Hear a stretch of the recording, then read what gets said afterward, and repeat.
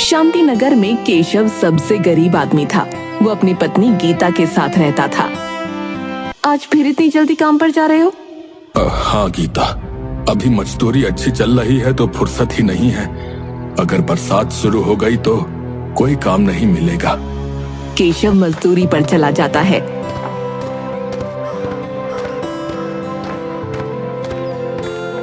गीता भी अपने दिन भर के काम में जुट जाती है और पानी का मटका गांव के कुएं पर लेकर पहुंच जाती है। गांव में सिर्फ एक ही कुआं था जिसके आसपास बहुत सारी औरतें पानी भर रही थीं। गीता भी वहीं पानी भरने के लिए अपना मटका रख देती है। अरे तुझे पता नहीं, हम बड़े घर की औरतें हैं और तूने अपना मटका भी बीच में रख लिया। पहले हम पानी भरेंगे, उसके बाद तुम, समझी? गीता उन्हें कुछ भी नहीं कह पाती क्योंकि वो बड़े घर की औरतें थीं और चुपचाप अपना मटका हटा लेती है। थोड़ी देर बाद सब औरतें पानी भरकर चली जाती हैं। गीता अपने मटके में पानी भरकर घर चली जाती है।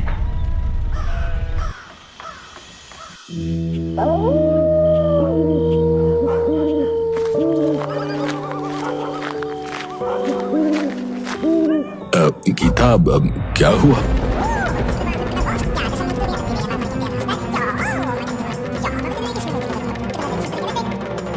हम छोटे हैं, मजदूरी करते हैं, इसका मतलब ये तो नहीं कि हमारी कोई इज्जत ही नहीं। ये बड़े घर के लोग अपने आप को पता नहीं क्या समझते हैं। अरे गीता, तुम क्यों उनके मुंह लगती हो? तुम्हें तो गोपी भाभी की आदत पता ही है। तुम थोड़ी देर बाद पानी भर लिया करो। क्यों परेशान होती हो इतनी छोटी छोटी बातों के लिए? बताओ।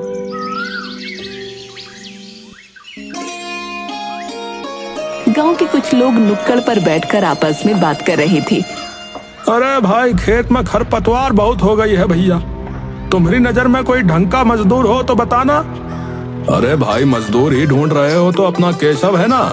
अरे भैया, वो बहुत मेहनती है। हाँ भैया, बात तो तुमने पता की कही। केशव हमारे गांव में जो है सबसे ज्यादा मेहनती और ईमानदार मजदूर है भैया। हाँ, लेकिन एक बात बताओ भाई, इतना मेहनत होने के बाद भी जो है वो इतना गरीब कैसे है? अरे भाई, नियति का खेल है, वो ऊपर वाला ही जाने भैया। केशव ऐसे ही हर रोज मजदूरी करने जाता है। बारिश का मौसम शुरू हो जाता है।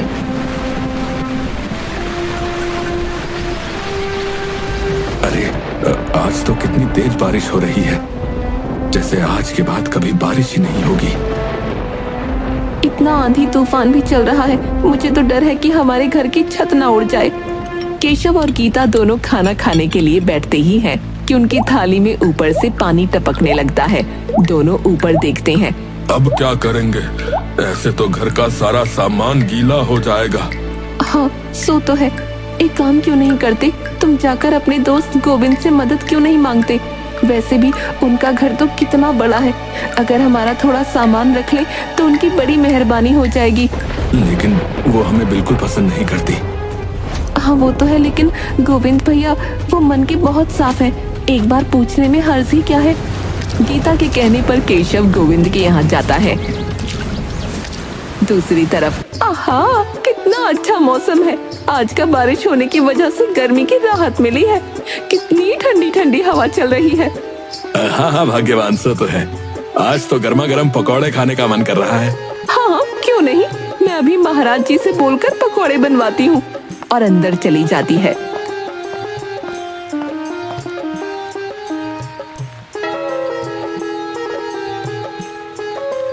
ये लीजिए गर्मा गर्म पकौड़े। गोविंद और गीता बैठकर पकौड़े खा रहे होते हैं।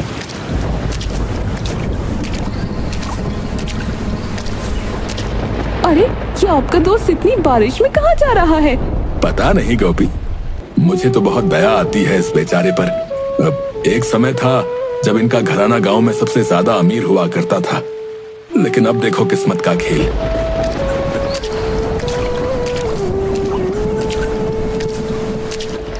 अरे अरे, ये तो हमारे ही घर आ रहा है।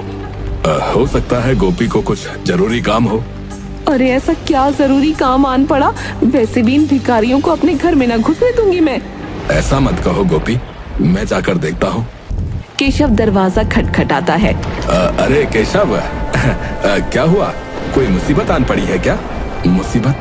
ये बरसात एक मुसीबत ही तो है हम जैसे गरीबों के लिए। वैसे मैं तुमसे ये पूछने आया था कि क्या तुम हमारे घर का जरूरी सामान जो है वो कुछ समय के लिए रख लोगे? अगर सामान हमारे घर में रहा तो सारा सामान जो है गीला हो जाएगा। तभी पीछे से गोपी आ जाती है। अरे वाह जी वाह, हमारे घर को धर्मशाला देख रखा है क्या? जो कोई भी आएगा और हम उसका सामान यहाँ रख लेंगे। अरे गोपी, कैसी बातें कर रही हो तुम केशव से? आप चुप रहो जी, मुझे पता है किसको कैसी बात करनी चाहिए। केशव उदास होकर वहाँ से चला जाता है। क्या हुआ? क्या कहा गोविंद भैया ने? गोविंद तो मेरी मदद करना चाहता था, लेकिन गोपी भाभी, उनकी आदत तो तुम जानती ही हो। कोई बात नहीं, मेरे पास सारे सामान को अच्छे से रखने की एक तरकीब है। क्या? हम जो भी जरूरी सामान है उसे एक जगह पर रख देते हैं और प्लास्टिक से उसे ढक देते हैं, जिससे वो बरसात के पानी से बच जाएगा। हाँ, तुम सही कह रही हो। फिर केशव और गीता दोनों ऐसा ही करते हैं। कुछ दिन ऐसे ही बीत जाते हैं। गीता, बहुत दिन हो गए, अब मुझे काम ढूंढने जाना ही पड़ेगा, नहीं तो घर का बाकी काम भी रुक जाएगा। लेकिन इतनी बारिश में? हाँ गीता, हम मजदूरों के लिए ठंड, गर्मी, बरसात सब एक बराबर ही होती है। केशव काम ढूंढने निकल पड़ता है।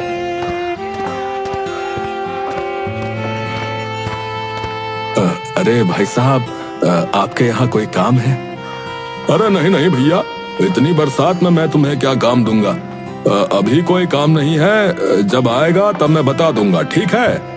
केशव गांव में हर जगह काम ढूंढने के लिए भटक रहा था। तभी उसकी नजर गांव के चौक पर पड़ती है। अरे भैया, ये चौक मैदान में आज इतनी हलचल क्यों है? अरे तुम्हें नहीं पता, 15 दिन बाद शहर के कुछ लोग यहाँ आनंद मेला लगाने वाले। बहुत बड़ा मेला होने वाला है, यहाँ दूर दूर से गांव और शहर के लोग आएंगे भाई। तो भाई साहब, क्या मुझे यहाँ कुछ काम मिल सकता है? काम? अरे भैया, काम क्यों नहीं मिलेगा? जरूर मिलेगा। वैसे भी हमें मेले की तैयारी करने के लिए बहुत से मजदूरों की जरूरत है, तो तुम भी हमारी थोड़ी मदद करवा दो। केशव खुश होकर उनकी मदद करवाने लगता है। रात को क्या हुआ? कोई काम मिला? हाँ गीता, तुम्हें पता है हमारे गांव में 15 दिन बाद एक बहुत बड़ा आनंद मेला लगने वाला है। वहाँ बहुत दूर दूर के गांव और शहर के लोग आएंगे। मेले का आयोजन करने वाले को मजदूर की जरूरत थी और मुझे काम की, तो बस मुझे वहाँ काम मिल गया। ये तो बहुत अच्छी बात है। मैंने भी आज पास के कुछ घरों में काम ढूंढने के लिए बात की थी, तो उनमें से कुछ घरों में काम वाली की जरूरत थी। मैं भी वहाँ कल से काम शुरू कर दूंगी। थोड़ी देर बाद दोनों खाना खाने के लिए बैठ जाते हैं। खाना खाते वक्त केशव कुछ सोच में पड़ जाता है। अरे क्या हुआ? क्या सोच रहे हो? कुछ नहीं, बस अपने बचपन के दिन याद कर रहा था। कैसे मैं पिताजी के साथ हमारी मिल में जाकर मस्ती किया करता था। पिताजी ने हमें किसी भी चीज की जरूरत महसूस नहीं होने दी थी, लेकिन आज मेरी वजह से तुम्हें भी दूसरों के यहाँ जाकर काम करना पड़ रहा है। जरूर ये सब मेरे पिछले जन्मों के कर्मों का फल है। आप मन छोटा मत कीजिए। वैसे भी इन सब में आपका क्या दोष? वैसे मैं सोच रही थी क्यों ना गांव के मेले में हम भी किसी चीज का ठेला लगाएं। दूर दूर से लोग आएंगे तो मुनाफा भी बहुत होगा। अरे लेकिन मैंने तो जब से होश संभाला है तब से मजदूरी करने के अलावा और कुछ नहीं किया। अरे ऐसे क्यों कहते हो? याद करो, जब हमारी नई नई शादी हुई थी तब उस मिल में हमने भी काम करवाया था। मुझे आज भी याद है, पिताजी ने हम दोनों को भी कपड़े बनाना सिखाया था। लेकिन कुछ सामान भी तो नहीं है। अरे लेकिन अभी मेले में भी तो समय है। हम दोनों मिलकर कुछ ना कुछ काम करेंगे तो मेले तक कम से कम इतने पैसे तो आ ही जाएंगे कि कुछ जोड़ी कपड़े बना सके।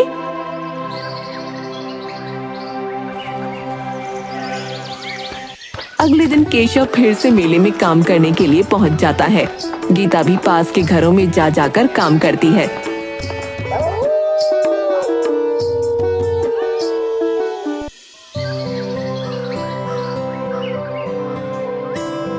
देखिए जी, मैंने 7 दिनों में 800 रुपए कमा लिए हैं। हाँ, और ये लो, मैंने इतने दिन से जो भी पैसे जमा किए थे, ये कुछ पैसे हैं।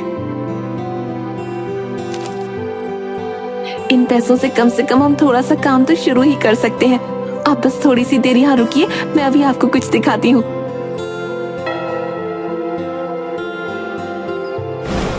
अरे ये तो पिताजी की मशीन है ना? हाँ, ये वही मशीन है। लेकिन ये मशीन तो खराब नहीं, बस जाम हो गई थी। मैंने अच्छे से इसमें तेल डलवा लिया है और अब ये फिर से चलने लग गई है। तुम तो बहुत समझदार हो गई हो गीता। गीता भी मुस्कुराते हुए मुंह बना लेती है। अभी हम बाजार चलते हैं और जो भी जरूरत का सामान है वो ले आते हैं और फिर कल से काम शुरू करेंगे। केशव और गीता दोनों बाजार जाकर जरूरत का सामान ले आते हैं।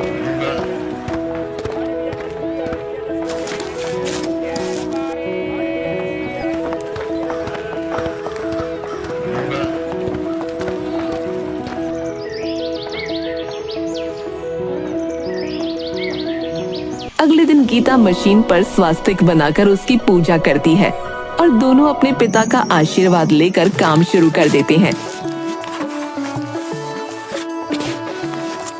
थोड़ी देर में देखिए, सही तो बना है ना? हाँ गीता, ये तो बिल्कुल वैसा ही बना है जैसा पिताजी बनाया करते थे। गीता और केशव पूरे दिन भर में बहुत से कपड़े बनाते हैं। गीता, मैंने इन सभी बर्तनों में रंग घोल दिए हैं। अब तुम मुझे बता दो कितने कपड़े कौन से रंग में रंगने हैं। केशव और गीता दोनों मिलकर उन कपड़ों में रंग कर देते हैं। अगले दिन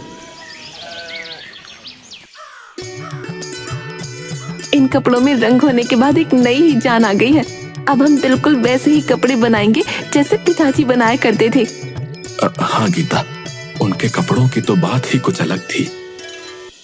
गीता अपने हाथों से कुछ कपड़ों पर मोर तो कुछ कपड़ों पर तोता, कुछ पर फूल बना देती है और ऐसे ही करते करते वो सभी कपड़े तैयार कर देती है। अरे गीता, तुमने कितने समय पहले ये सब काम सीखा था और आज कपड़ों को बिल्कुल वैसे ही तैयार कर दिया जैसे पिताजी ने सिखाया था। अब बातें बनाना छोड़िए, इन सारे कपड़ों की घड़ी करवा लीजिए। परसों मेले में भी तो ले जाने हैं। हाँ हाँ श्रीमती जी, आपका हुक्म सर आंखों पर। गीता और केशव दोनों उन कपड़ों को अच्छे से घड़ी करके एक झोले में भरकर रख देते हैं। मेले वाले दिन दोनों बोरी भर के चौक मैदान की तरफ जाने लगते हैं।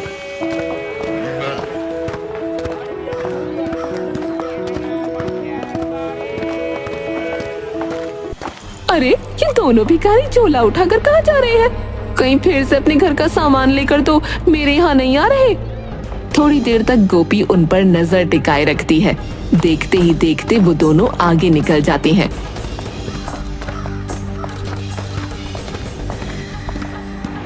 अरे, ये दोनों भिखारी जा कहाँ रहे हैं आखिर? इनका पीछा करना पड़ेगा। और केशव और गीता के वो पीछे पीछे चल देती है।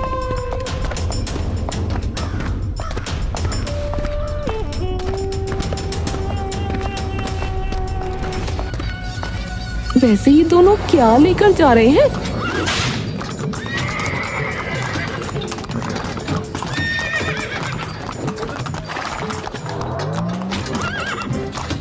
तभी एक तांगे वाला गोपी के पास से गुजरता है, जिस वजह से गोपी पूरा कीचड़ में गंदी हो जाती है। अरे नास पीटे, तुझे इतनी बड़ी औरत न दिखती? कहाँ गए? कहाँ चले गए वो दोनों? और इधर उधर देखने लगती है। इधर केशव और गीता दोनों एक जगह पर अपनी दुकान लगा लेते हैं। अरे देखिए, ये साड़ी कितनी सुंदर है और कितनी नई डिजाइन की है। हाँ, ये तो बहुत सुंदर है और तुम पर बहुत जचेगी भाई। हाँ भाभी जी, ये साड़ी आप पर बहुत जचेगी। ये मात्र 500 रुपए की है। क्या? सिर्फ 500 रुपए की? और इतनी सुंदर साड़ी? तो फिर आप मुझे 2-3 साड़ियाँ दे दो। गीता और केशव दोनों खुश होकर वो औरत जो भी साड़ी मांगती है वो दे देते हैं। गोपी दिन भर चुपके से उन दोनों पर नजर रखे हुए थी।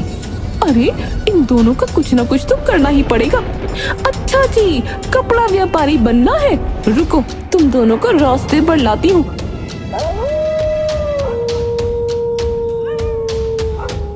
रात को केशव और गीता दोनों घर के लिए निकल जाते हैं।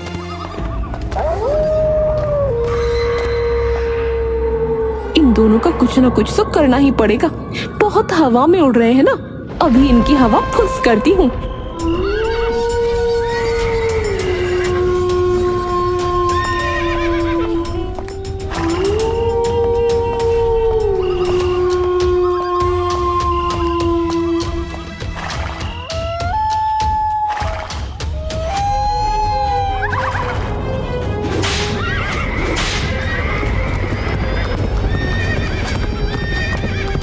अरे मैया, हाय मेरी कमर।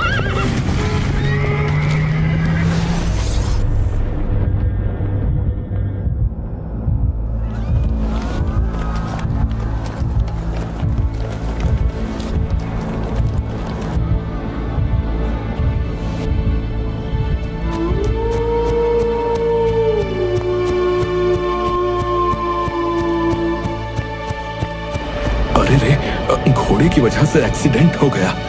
चलो देखते हैं कौन है। अरे गीता, हमें इस आदमी की मदद करनी चाहिए। ये देखिए, इस गाड़ी के अंदर कुछ और नहीं बल्कि केशव के स्वर्गीय पिताजी श्री कन्हैया लाल जी की छोटी सी तस्वीर पड़ी हुई थी। गीता और केशव दोनों उस आदमी को उठाकर अपने घर ले जाते हैं और रात भर उस आदमी का ख्याल रखते हैं। भाई साहब, आप ठीक हैं?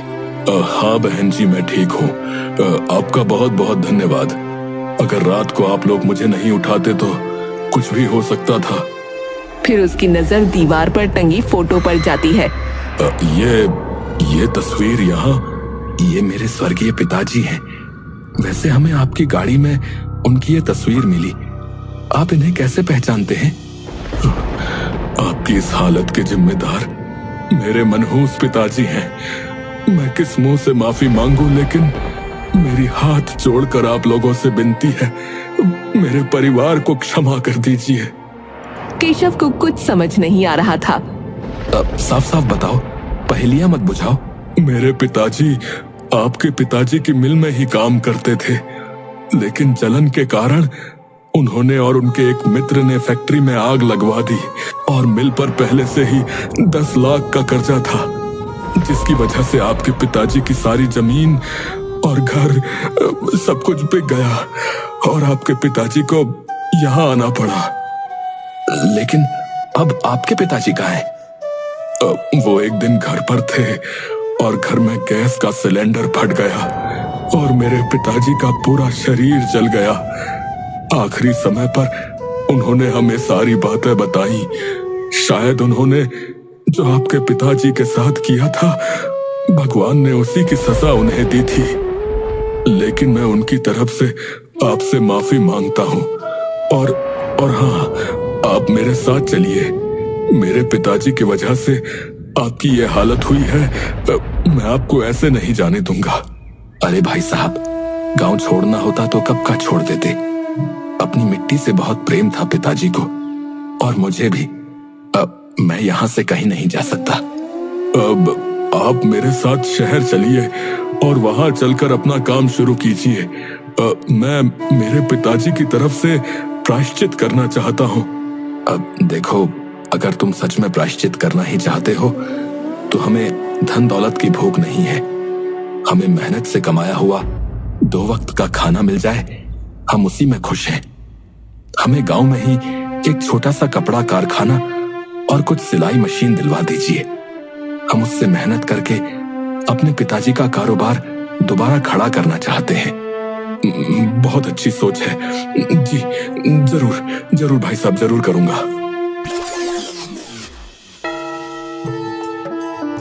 उसके बाद उस आदमी ने ठीक वैसा ही किया जैसा केशव ने उसे कहा था। अब गांव में केशव और गीता पूरे जोर से काम करने लगे थे और गांव की कुछ और औरतों को भी गीता के कारखाने में काम मिल गया था। उन उनकी मेहनत रंग लाई और कुछ ही समय में उनका कारोबार ऊंचाइयां छूने लगा।